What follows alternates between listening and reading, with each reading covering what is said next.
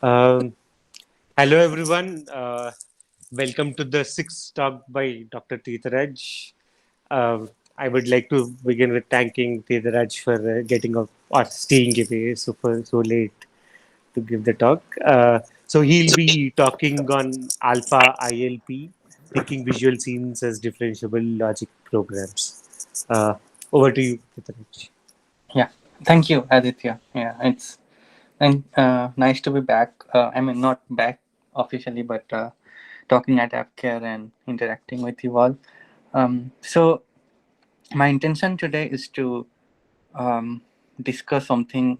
It's not my paper. It's a paper by uh, Christian Costing and his students at in Germany. I think, and this paper is on how to do inductive logic programming on visual scenes like images.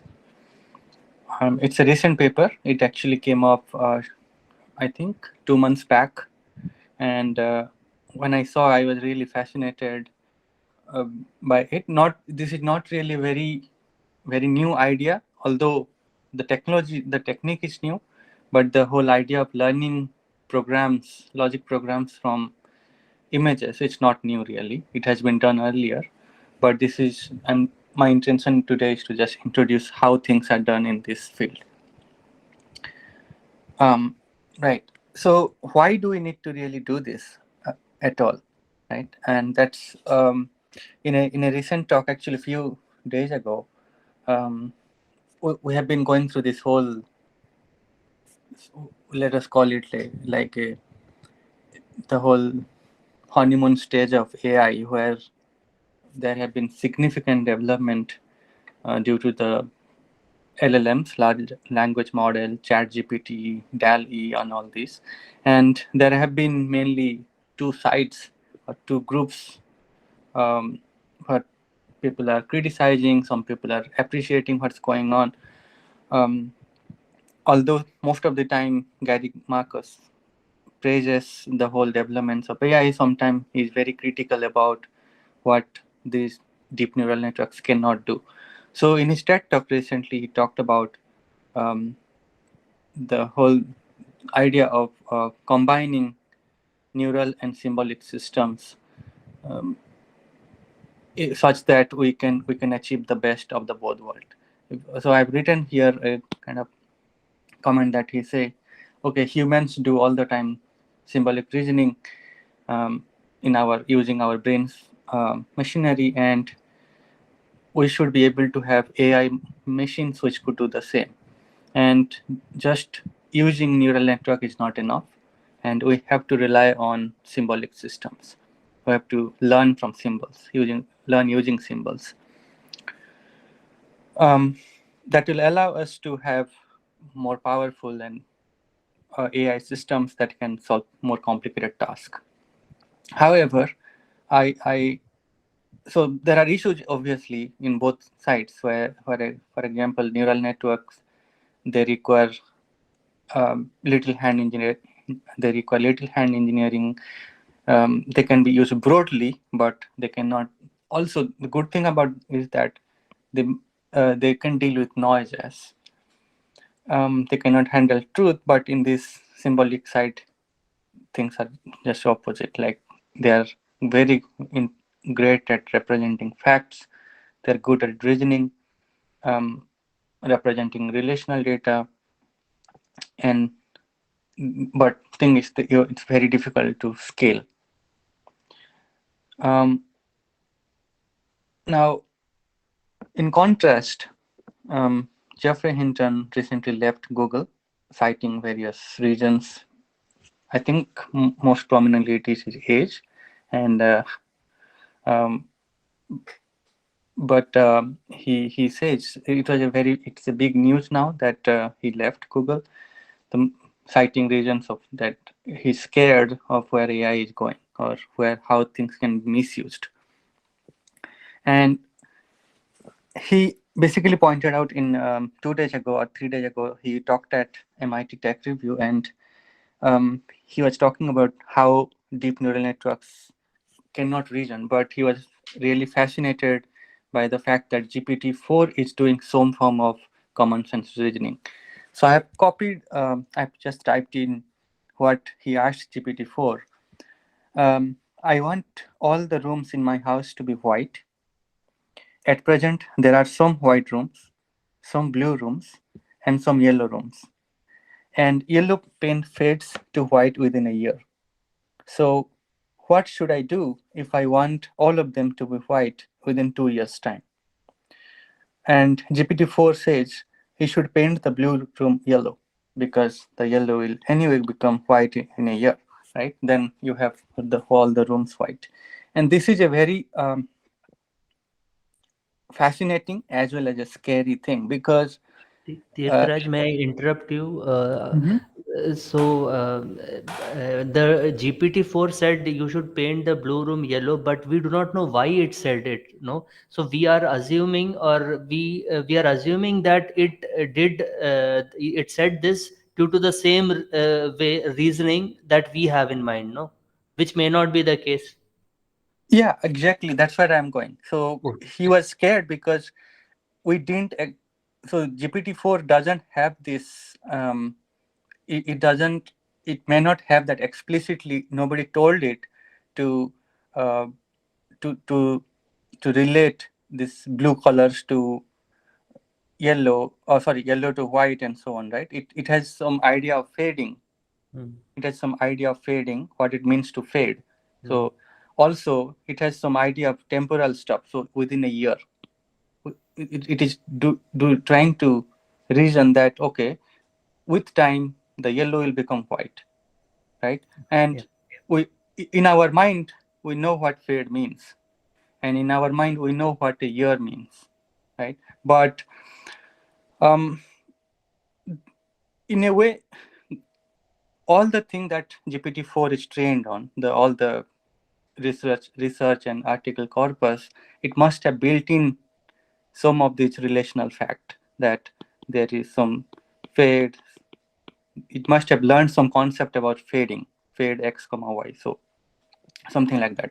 And when does it fade x to y within some time?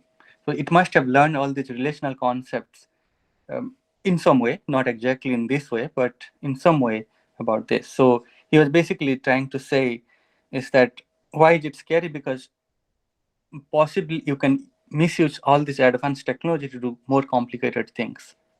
For example, when if you recall when the deep fake came in, it was really complicated to tell the difference between what is true and what is false. Anyway, so interest is my interest here is to give an idea of where all this thing fits in. Um, um, so we're trying to do a kind of neurosymbolic um modeling here for visual data. And there are some of the works that have been done, but here my focus will be on complex visual scenes, not just um, images. These are the problems where which are used mainly to test intelligence, some analogical reasoning kind of problems. So I'm showing here some examples of Kandinsky patterns. This is due to the famous Russian painter Vasily Kandinsky, and uh, his figures are mainly abstract, but this is very simplistic.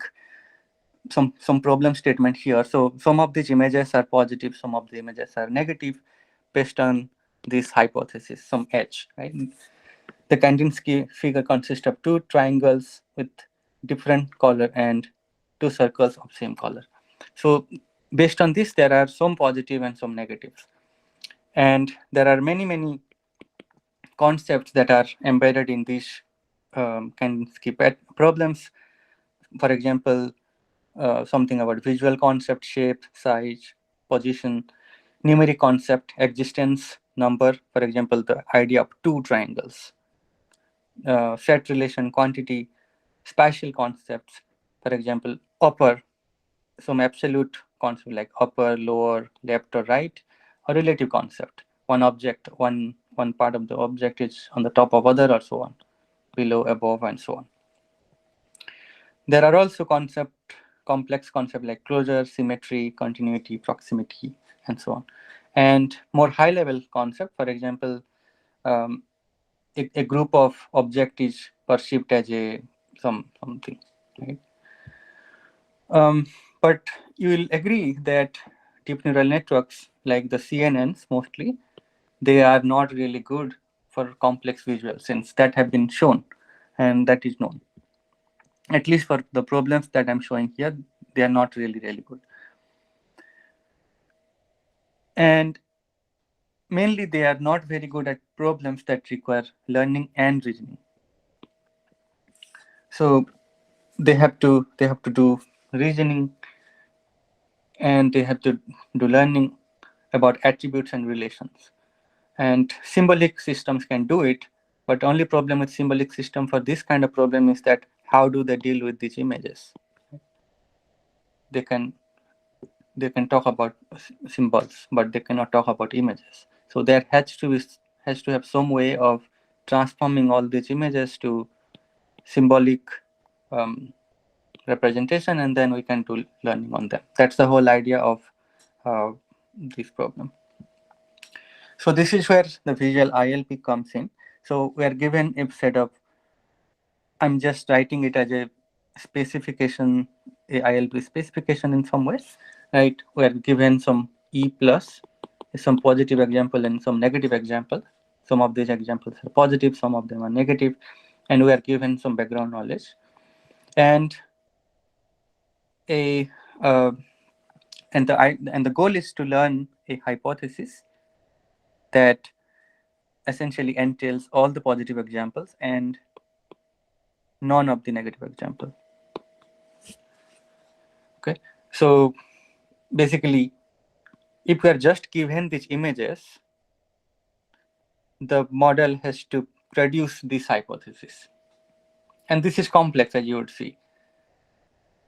Even for human, if I give you some 100 images like this, you'll still need to spend some time and to figure out exactly what is common in all these positive examples and that is not common in the negative examples, right? That's the hypothesis I'm trying to go at.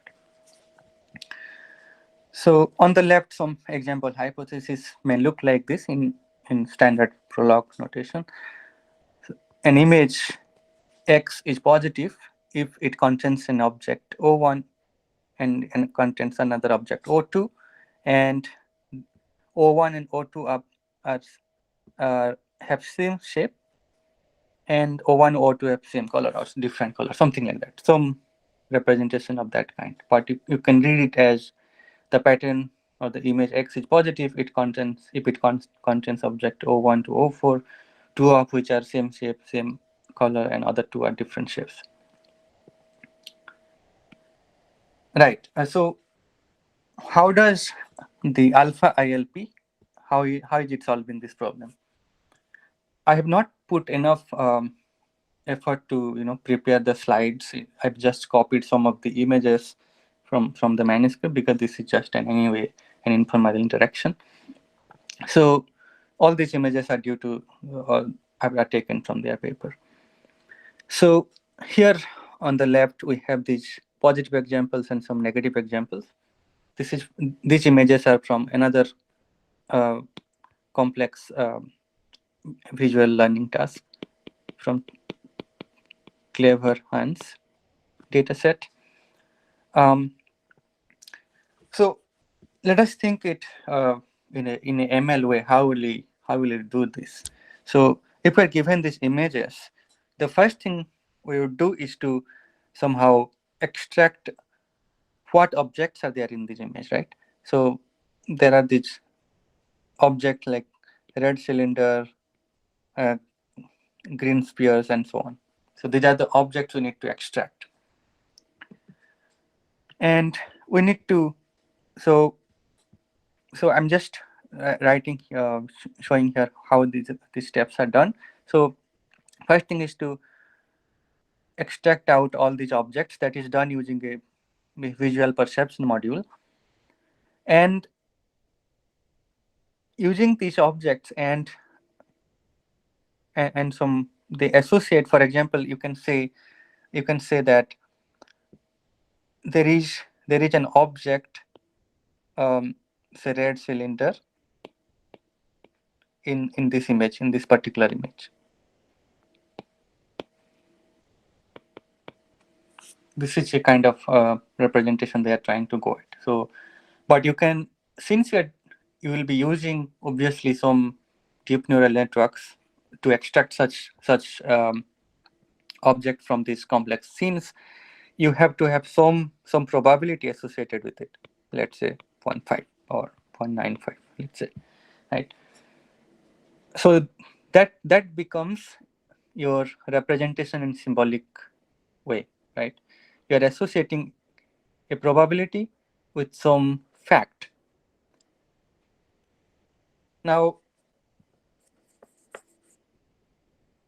and the goal is we have to go to our interest is to go here using these facts. Now, how do we go there?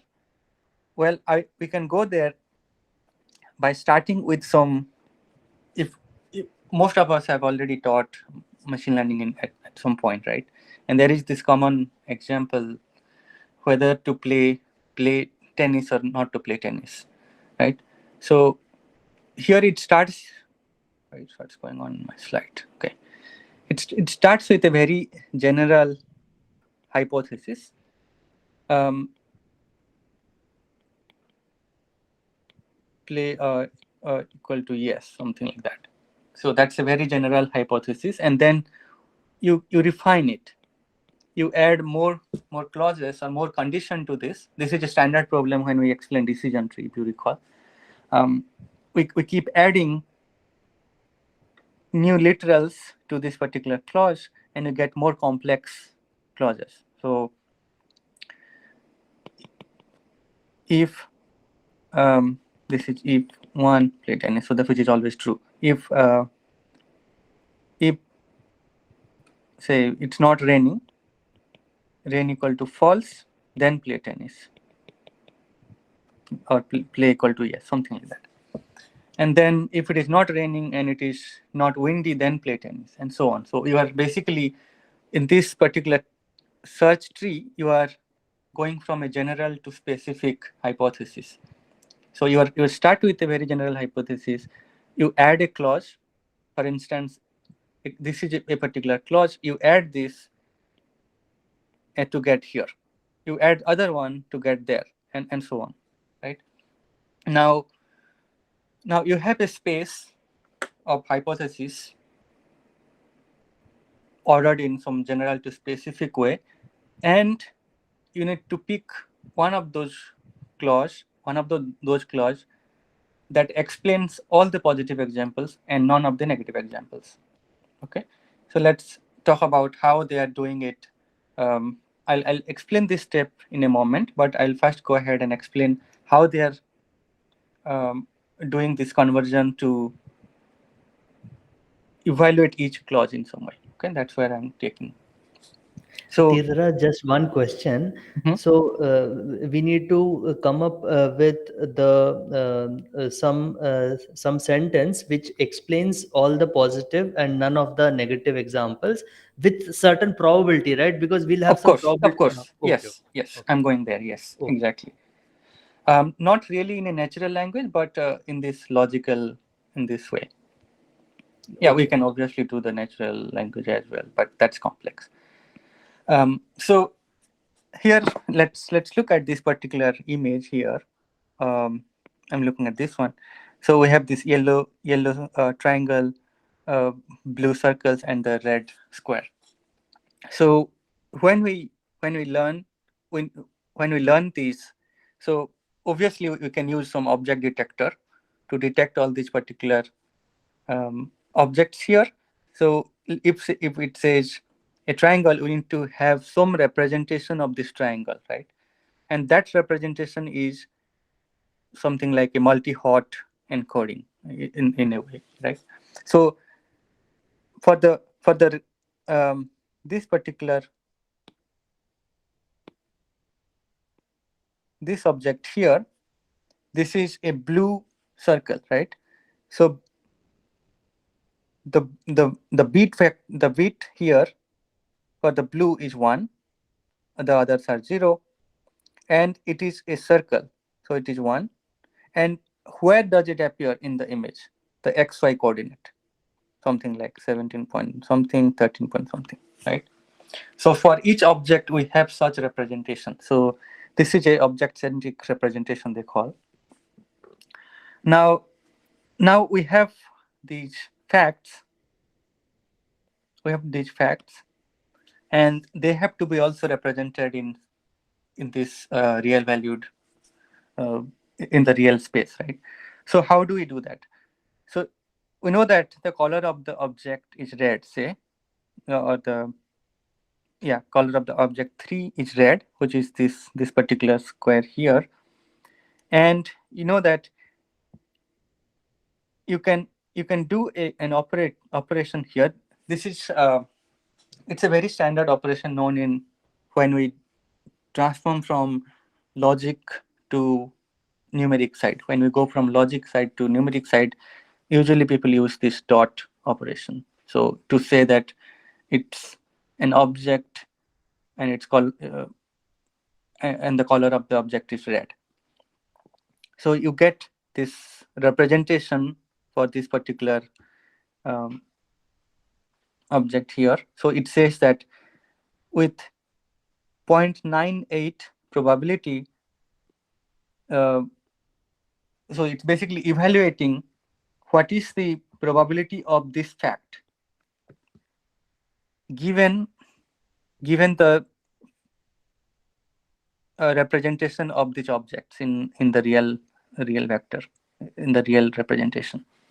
So it is getting these probabilities using this sum here,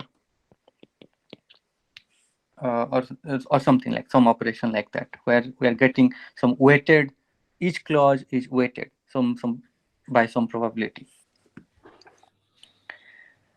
Um, Now once we have all of these probabilistic facts, we can go ahead and evaluate each of those clauses in that search space. So let's say we have our starting general um, clause as positive image. This is some pos x, some in O1x, in O2x, right? And this is a general, the starting point. Now what we can do is we can add uh, one probabilistic fact from that fact base that we have got in previously. So we can add a color object1 red, and the weight of that particular clause is 0.98. Similarly, let's say object of this particular clause here in object1 image is 0.98. Now we need to still evaluate what this full clause evaluates to. What is this? Like Sujit was asking, what it must have some probability. What is this probability? And this is where the whole tricks come in, where you can use these individual probabilities and pass it through a complex equation like this. It's, in a way, you can visualize it as a complex neural net of a few layers, or one layer or two layers like that. So the product is essentially doing, for now, just ignore what these numbers are, these subscript, just ignore that. The product refers to, since you're doing an AND here, because you're talking about AND, logical AND. When you're talking about logical AND, that computation is numerically done using product. Okay, and when we do logical OR, we do that using sum. Sorry.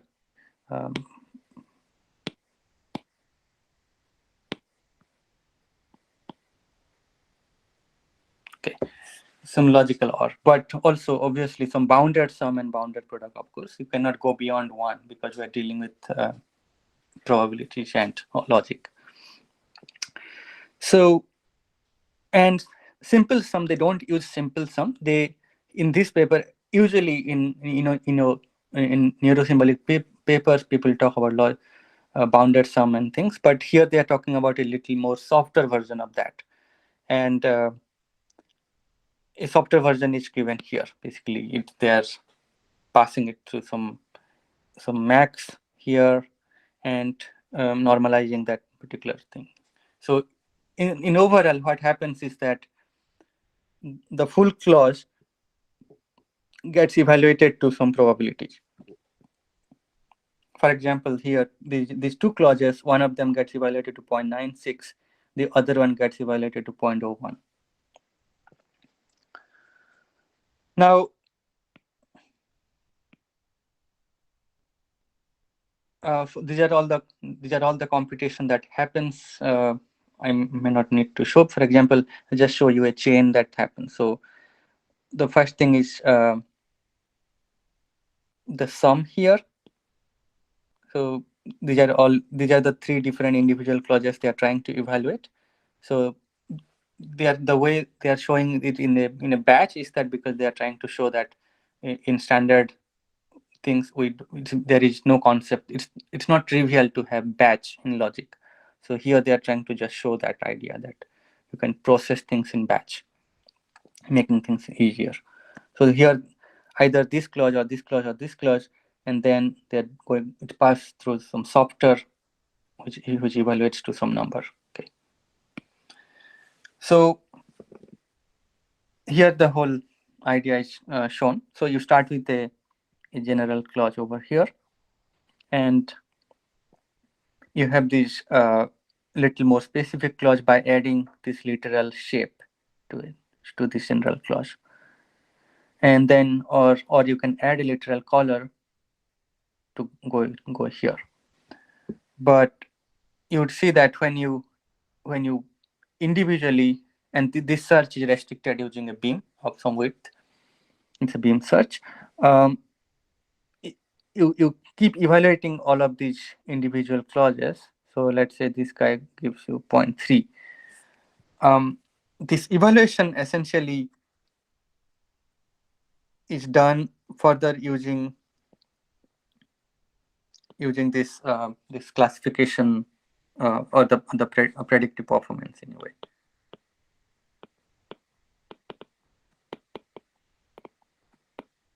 So the conditional probability of this particular image being positive, right, or negative, given some the background knowledge and the parameters, the initial or the parameters at that particular time. The parameters are essentially these weights. These weights I was showing here.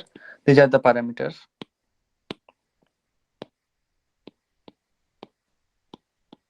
These are the parameters of the model, and using these particular parameters, where do you evaluate? Where your clause evaluates to? Maybe 0.3. This particular clause evaluates to 0.6. This one evaluates to say 0.1. So discard that guy. This evaluates to 0.9 and so on. And now you have to be a bit greedy, and you pick a particular clause. So over time, what will happen is that when you go over iterations, when you refine your weights using gradient descent, how do they do the gradient descent? I'll talk this in a moment. But when you update, because the initial weights that you got is not the final weights, because they are not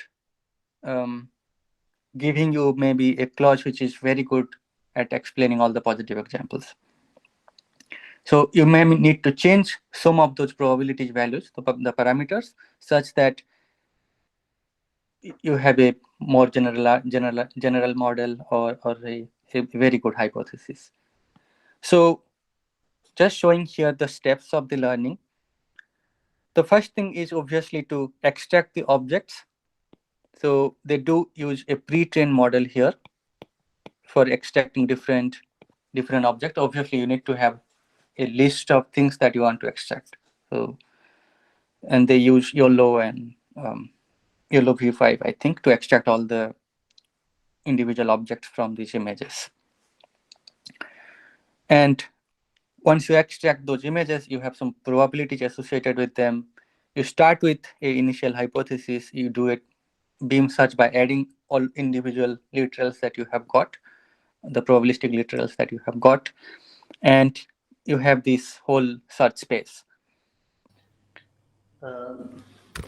Tirtharaj, so in the beam search, is it the case that we always start with atomic sentences and then we keep adding Yeah.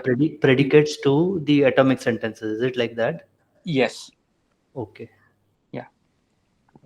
This is a kind of search that happens in within ILP to find a clause, a single clause.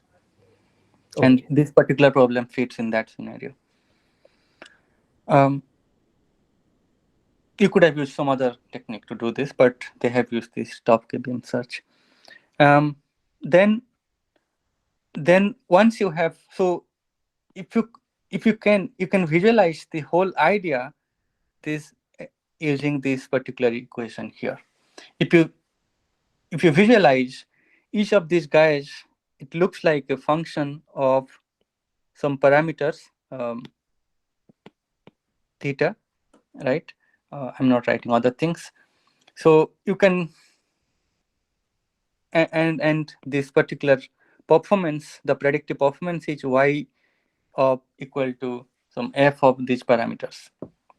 Now you can do gradient descent on this, right? Right, and then you can update your parameters like theta, some t plus 1 equal to theta t minus some eta time this guy. Just so that I got it right, what is the loss function here? Yeah, so I'll just show you that was in below here. Loss function is simple cross entropy loss because it's a positive or negative classification problem. So Okay. whether Okay. that, yeah. Okay. Yeah. Oh, thanks for pointing that. I just did gradient descent on this. It's wrong. Sorry. Yeah, it should be L of y comma y hat. Yes. Thank you. Yeah. So once you do the gradient descent on that big loss function, this big loss function, which each of these guys, this guy will evaluate to some complex, that long chain that I told you, and you update your weight, you get the new parameters, and then put them back in your clause space again, right? So when you get your put them back in your clause space, your each of these clause, the evaluation scores get refined because each of them will get evaluated to something else. So maybe whatever was 0.3, that might jump to 0.4. Whatever was 0.5 might become 0.3, let's say, and so on. It can also reduce, we don't know. So after a point, after some iteration, of course, it looks like this will converge at least to some local minimum because fact of the gradient descent. So, and that's it. And that's the clause that you get. Maybe you get this particular clause, which is good at explaining all the positive examples. Maybe not all the positive examples, but say 90% of them. So that's your evaluation metric. So they show this on complex visual images of two different kinds. One is the Kandinsky pattern and another is Clever Hands. And these are the four, let's say these are the four, although, I mean, you would agree that these problems are simple. So this is a two-pair problem. This is a close by, this is some red triangle, this is some online pair. You can see that what exactly each of these images mean by cross-referencing with the title. Two pairs means two objects of different sizes and things like that.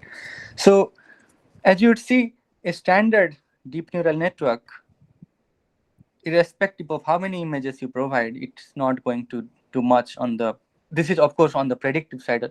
We're not showing any programs here, but in a predictive sense, DNNs are not good at learning problems like this. But if you combine YOLO and some MLPs, they can compose something complex and they are able to get these individual performances, but still not good. But if you look at alpha ILP, it seems to suggest that this symbolic way of doing things, like adding this whole idea of background knowledge and doing a search in the symbolic domain, is helping. So here, neural net provided assistance to a symbolic learner in a way, right, to achieve this performance. These are all generalization performance. It's also happening for small data set, whereas we know that deep neural networks really are data hungry. So if you had 20,000 examples, they're already bad, but if you reduce it further, they're worse. That is also visible in the second kind of baseline. Whereas a symbolic learner like alpha ILP is still uh, doing good. And this result is very interesting, but there are some limitations, or there are some challenges. Um, First thing is that you can see that this process is a bit complex, and there can many things can go wrong when we are so if we don't have enough background knowledge to put uh, in our problem, this could be complex. So we may not reach to a very good hypothesis. So this needs little more attention, and then we need to have also, still the problem will not be solvable when we have overlapping objects. So if two objects are overlapping like that, it will then has to rely on object detector module to be really accurate in detecting individual objects like this. And nowadays, obviously, there are object detectors which are really good at getting these overlapping things from. But also the test set that has the problems that are tried, although look complex, I think to me they are still simple. There could be more complex problems that should have been tried, but this, I just wanted to give a kind of general idea of where things are on neurosymbolic side in visual domain. You can also look at um, problems like or the models like deep problem, which came very 4 years ago, I guess. Deep problem. There are some alpha ILP, um, sorry, delta ILP that does differentiable logic um, programming. So there, the claim here is that we are doing differentiating the logic program. So that's true because you are representing, we're able to represent these logic programs as complex numeric equations, and we can do backtrack or gradient descent on them. So indirectly, we are doing gradient descent on these logic programs.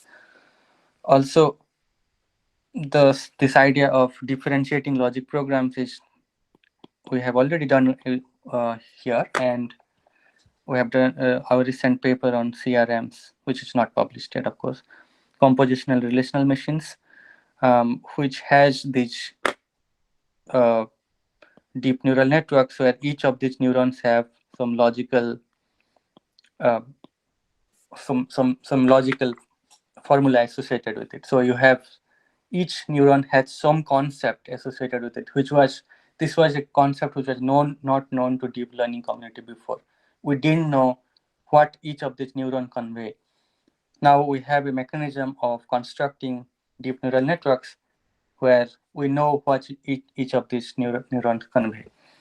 And maybe have a look at that paper composition of relational features and something like that, some title like that. So this idea of combining symbolic systems and neural systems, people are going there, and there have been remarkable progress as you see.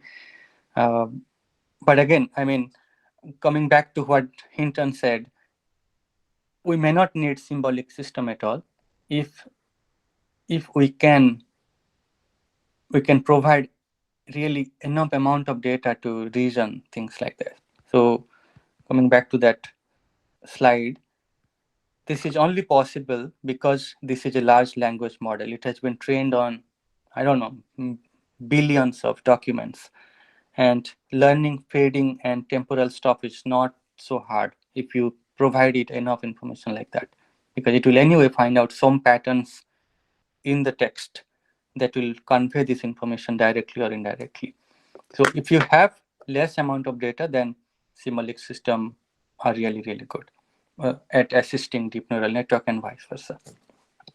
Okay, thank you. I think I motivated some of the problems here. Ah, uh, Thanks, Titaraj. So I have a question actually. So Hmm. why shouldn't the room be painted white directly? Why is that a bad answer? In the Uh, intense example you just quoted. he no he it said that um, no it said that paint the blue room yellow. So Yeah, you know but that. you can as well paint it white. Yeah, you can do that exactly. So that's where things are going wrong. You're right. Yeah, that's where things are going wrong. But at least it is able to go there, right? It's not able to, because it somehow saw that yellow will become white. So if I can get this blue guy to yellow, it will happen. But it didn't think of the idea of painting the blue to directly white. So, but still, so idea is it's at least it's doing like a kid. A kid will answer like that, right? It has some idea of reasoning, then it will at least come up with that particular answer, because that is a answer which is not perfect, but it is an answer which is which seems very, very correct. Um, I don't know. I mean, my subjective personal Mhm. opinion is we are sort of imposing our own bias, like anthropomorphizing these networks into saying that, see, it's thinking. It's fooling us. I'm not Mhm. saying it isn't, but I don't think it's thinking. Yeah, it's not thinking. Definitely, it's not thinking. It's all about probability and statistics. I mean, learning, getting these patterns somehow, because the language models, what they do mainly are just trying to search for patterns. Hmm. In general, any model is just doing that. It's not really thinking at all. But I think Hinton's point is not about whether it is doing um, reasoning or at all or not, but he's more scared about where we could misuse such things. Because Hmm. the way ChatGPT, for example, the way it answers, at first you'll see it seems very believable, right? Yes. And if you don't have that much knowledge, you may think they are true, and people are stupid. I mean, this kind of misinformation can be spread. That's what he's mainly scared about, actually. And the whole when Microsoft and Google, their competitors, and both of them are now in the war of these LLMs. That's why he left, I think. That once they make them public, like now Bard is public, ChatGPT is public.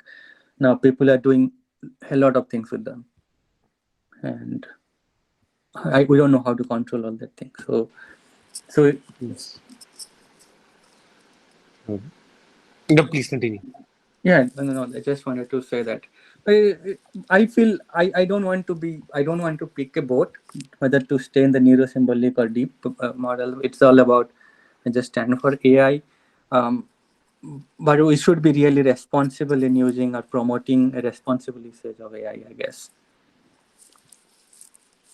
Interesting. Yeah. Actually, that's the only doubt I had. Um, any questions, Sujit, Tanmay?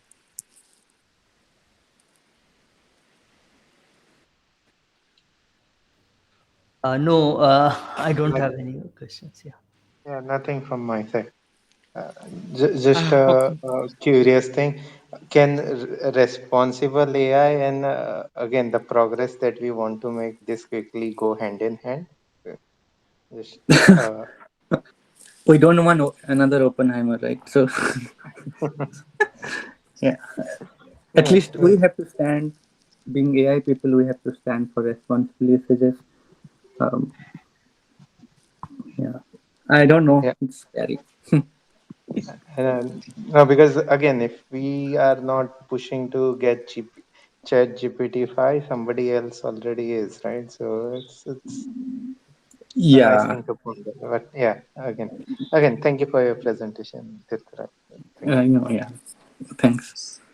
So yeah, thanks Titaraj for staying up so late Mhm. Yeah, no, and thank you for this. organizing. Shravan has been doing excellent work at this, I think. Yeah. I think he's here. Yeah, I just come back from the visa interview. Sorry for the delay. You're going somewhere? Yes. Okay, nice. You're coming to US?